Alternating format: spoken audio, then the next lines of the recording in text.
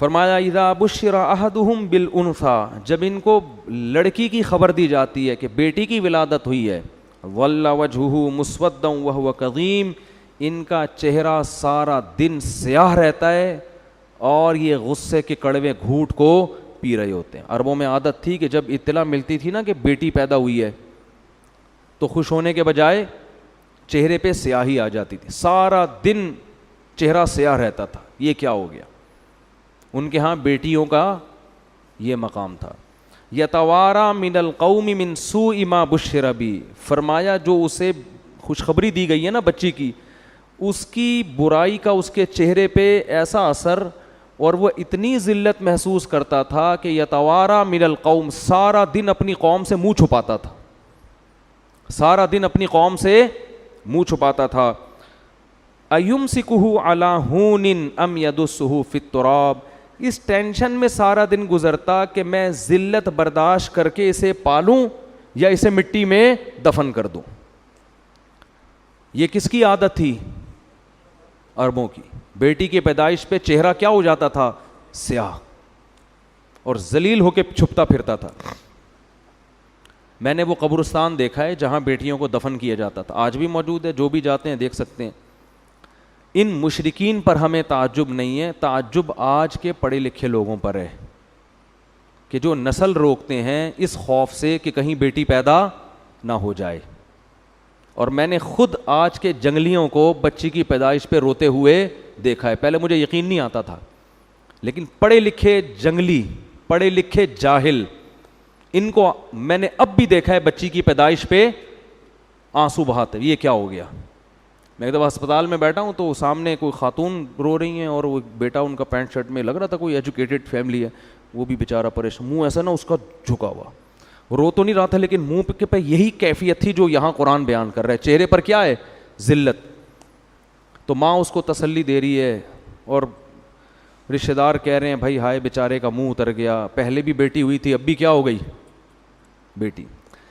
اس سے پتہ چلتا ہے کہ یہ لوگ خدا پر ایمان نہیں رکھتے، ان کو کوئی ضرورت نہیں ہے اپنے آپ کو مسلمان کہیں، شناختی کارڈ میں تمہاری نمازوں کی اللہ کو کوئی ضرورت نہیں ہے۔ سب سے پہلے اللہ دیکھتا ہے کہ تمہارا اللہ پر ایمان اور توکل کتنا ہے۔ بیٹی کس نے دی ہے؟ تیری ماں بھی تو کسی کی بیٹی ہے نا جس نے تمہیں جنا ہے، وہ نہ ہوتی تو تم پیدا ہوتے؟ تو یہ بڑی جب اللہ ختم نہ آپ کی ڈکشنری سے، تو پھر بہت بڑی درندے بنو گے، بتا دوں، بہت بڑی درندے۔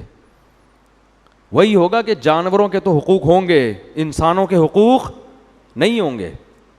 بلیوں کے حقوق ہیں، ماں باپ کے حقوق نہیں ہیں۔ آج کل دوستوں کو پالا جا رہا ہے، ایئر ہوسٹس کے حقوق جانتے ہیں۔ بیٹی پہ اپنی اولاد پیدا ہو رہی ہے اور اس گدھے کا منہ سوج رہا ہے۔ مجھے تو دل چاہ رہا تھا میں رکھ کے اس کے گدھے کو ماروں کھینچ کھینچ کے، بے غیرت آدمی۔ تو پڑھا لکھا ہے، تجھے شرم، تجھے خدا پر ایمان نہیں ہے کیا؟ تو یہ لڑکی، یہ اللہ کی مخلوق پہلے ہے، بے غیرت تیری بیٹی یہ بعد میں ہے۔ یہ اللہ نے اپنی مخلوق کو پیدا کیا ہے، اس کا نظام ہے، ہمیشہ سے پیدا ہو رہی ہیں اور قیامت تک ہوتی رہیں گی۔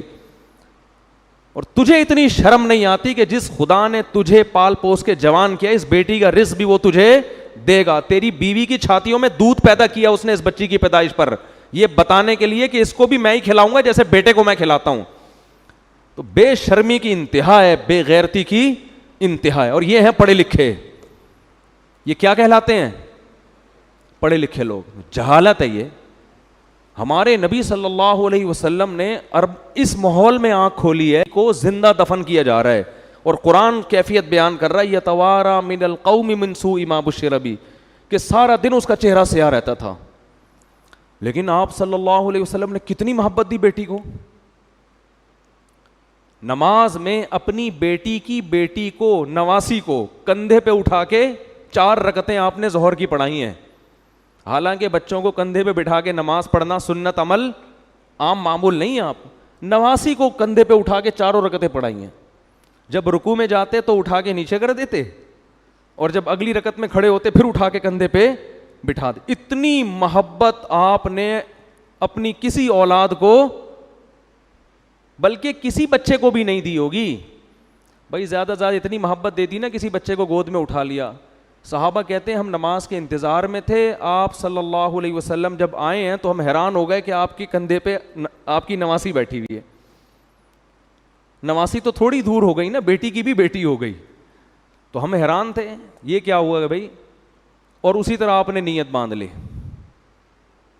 ہے بھائی سید الانبیاء ہیں اور نواسی کو کندھے پہ بٹھا کے نماز پڑھا رہے ہیں, پیچھے ابو بکر عمر عثمان علی جیسے لوگ کھڑے ہوئے ہیں, اتنی مبارک محفل. اب حیران ہے صحابہ, فرماتے ہیں جب رکوع میں گئے نا تو اس کو اٹھا کے, کیونکہ گر جائے گی نا وہ, چلو اب ایک دفعہ نیچے رکھ لیا تو کافی ہے, اگلی رکعت میں کھڑے ہونے سے پہلے دوبارہ اٹھا کے کندھے پہ بٹھایا اس کو. چاروں رکعتیں اس طرح سے پڑھی ہیں. علماء کہتے ہیں اس میں حکمت یہ تھی عربوں کے دل سے بیٹی کی نفرت کو کھرچ کھرچ کے نکالنا.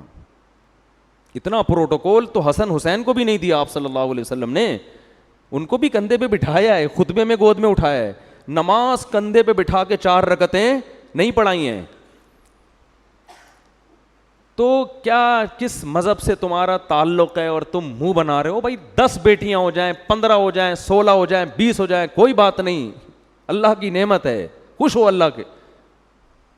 اور اللہ بیٹا دے کے اس کو نافرمان بنا دے, تمہارے سر پہ جوتے لگا رہا ہو, وہ اچھا لگے گا پھر؟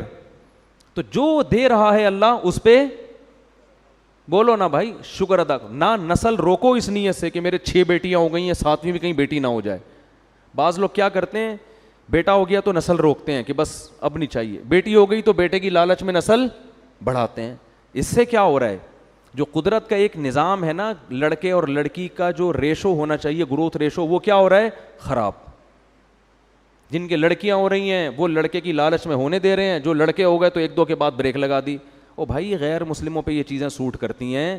ہم کلمہ گو لوگ ہیں, ہم اللہ کو مانتے ہیں, ہمیں یہ پتہ ہے کہ اللہ نے بیٹی اور بیٹے دونوں کے لیے یہب لمن یشاء استعمال کیا ہے, کہ جس کو چاہتا ہوں بیٹے گفٹ کرتا ہوں. ہبہ گفٹ کو کہتے ہیں. وہب لمن یشاء یہب لمن یشاء اناسا, جس کو چاہتا ہوں بیٹیاں گفٹ کرتا ہوں. تو بیٹیاں گفٹ ہوتی ہیں, خود گاڈ گفٹڈ ہیں یہ. اور نبی صلی اللہ علیہ وسلم نے ارشاد فرمایا جس کی 3 بیٹیاں ہوئیں اور اس نے ان کی صحیح کفالت کی, ان کی تربیت کی اور ان کا صحیح جگہ نکاح کر دیا, میں اس کے لیے جنت کی ضمانت دیتا ہوں. اور آپ نے یہ بھی فرمایا کن لہ حرزا من النار, یہ بیٹیاں ماں بھی اس میں داخل ہے, والدین اور جہنم کے درمیان آڑ بن جائیں گی. کہ اللہ اگر کسی کوتاہی کی وجہ سے ان کے والدین کو جہنم میں ڈالے گا نا, کچھ کوتاہیاں ہو گئیں, تو رکاوٹ کون بنے گا؟ حرزن, بیٹیاں کیا بن جائیں گی؟ دیوار, رکاوٹ. کیوں؟ کہ اللہ اس نے اتنی بڑی ہمارے والدین نے نیکی کی ہے کہ ہمیں عزت کے ساتھ انہوں نے اپنے گھر میں پالا, حالانکہ ان کا ہم سے کوئی دنیاوی مفاد نہیں تھا. بیٹوں سے تو مفاد ہوتے ہیں, یہ کرے گا یوں کرے گا, ہم سے کیا مفاد تھا؟ ہمیں تو رخصت کرنا تھا انہوں نے سسرال, تو وہ اپنی اس احسان کا واسطہ دیں گی. تو صحابہ تو بیٹیوں پہ خوش ہوتے تھے بھائی, پتہ نہیں کس کا کہاں سے, یہ کون سی قوم سے کون سے ڈرامے دیکھ رہے ہیں, کون سے فلمیں دیکھ رہے ہیں, کون سے کیا دیکھ رہے ہیں جس کی وجہ سے یہ نحوست تو ہو رہا ہے. وہ ترس کھا رہے ہوتے ہیں لوگ, کسی کی تیسری بچی ہو جائے نا ترس کھا رہے ہوتے ہیں. یہ جاہلوں والی باتیں ہیں, یہ غیر مسلموں پہ سوٹ کرتی ہیں. ان میں بھی جو بہت ہی پرلے درجے کے جاہل ہیں, ہر غیر مسلم بھی ایسا نہیں ہوتا, یہ ان پہ سوٹ کرنے کی باتیں. ہم فخر کرتے ہیں بھائی, بیٹیاں بھی دے اللہ, بیٹے بھی دے. او یزوجہم ذکرانا و اناسا, فرمایا جس کو چاہتا ہوں گفٹ میں بیٹیوں کی لائن لگا دیتا ہوں, جس کو چاہتا ہوں گفٹ میں بیٹوں کی لائن, اور جس کو چاہتا ہوں ہٹو بچوں, ٹھیک ہے نا, بیٹوں کی بھی لائن اور بیٹیوں کی بھی لائن. جب زیادہ ہوتے ہیں تو پھر دونوں ہی ہوتے ہیں. یہ جو روک رہے ہیں نا 2 کے بعد نہیں, تو پھر یہاں ترسا کے اللہ دیتا ہے. پھر اگر نسل کو ایسے ہی پیدا ہونے دو کہ بھئی اللہ جتنی چاہے اولاد دے, تو ہو سکتا ہے آپ کی 4 بیٹیاں ہوں, پھر لائن سے 4 بیٹے ہو جائیں. لیکن جب آپ نے یہ بخل ہے نا طبیعت میں کہ کھلائیں گے کہاں سے, ان پہ تو خرچ کرنا پڑے گا, تو پھر اس کا مطلب ہے کہ آپ کا اللہ پر ایمان نہیں ہے. پھر اللہ بھی کہتا ہے میں ٹینشن ہی دوں گا تجھے. اور وہ بچہ بھی جو لڑکا بھی جو پیدا ہوگا نا, وہ ایک ہی انڈا, وہ بھی گندا. بولو گے یار ایک بچہ لڑکا ہوا اور وہ بھی کم بخت, وہ کسی کام کا نہیں. توکل کرو, اللہ پہ اعتماد کرو, نہ بہنوں کو ٹینشن سمجھا کرو اور نہ بیٹیوں کو. نبی نے بہنوں کی کفالت پہ بھی خوشخبریاں سنائی ہیں.